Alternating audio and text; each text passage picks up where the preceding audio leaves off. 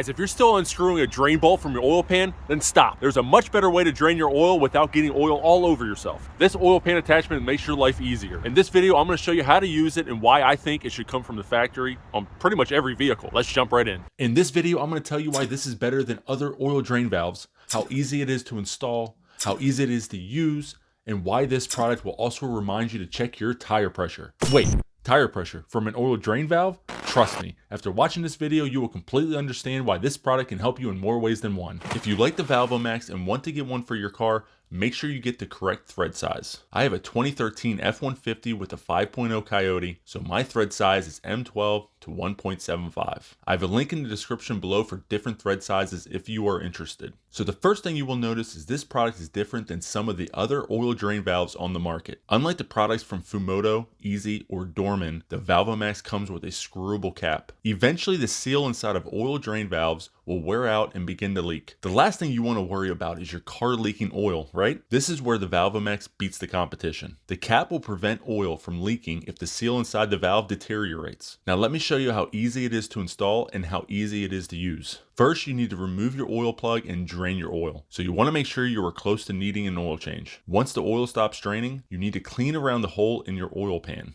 Next, put a very thin layer of anti-seize on the threads of the Valvomax. This will ensure you can remove it later if you need to, and it'll also help prevent leaks. Now screw the Valvomax into the oil pan and tighten with an adjustable wrench. Do not go overboard with this because you do not want to strip the threads out of your oil pan. Just tighten it until you feel like there's enough resistance and then back off. Then screw the cap on and you are finished. The Valvomax is installed. Now when you are ready for your next oil change, just remove the cap, insert the adapter, and then watch the oil drain through the clear tube. Now you can get pretty creative with this product. As you can see here, you can drain the oil into an old oil container, also into an old windshield washer fluid container. Pretty much any container you can fit the adapter's tube in, you can drain into. You can also modify the adapter to your needs. As you can see here, I do not need a tube this long. So I'm going to cut this tube in half. Now when I attach the adapter, the oil drains right into my oil drain pan. It may splash a little, but that's normal without using an oil drain valve. So I had no issue with it. Also take note the draining process will take a little bit longer. As you can see, the oil kind of pulsates out of the valve. To me, this isn't a big deal as this allows me to check something else while the oil is draining.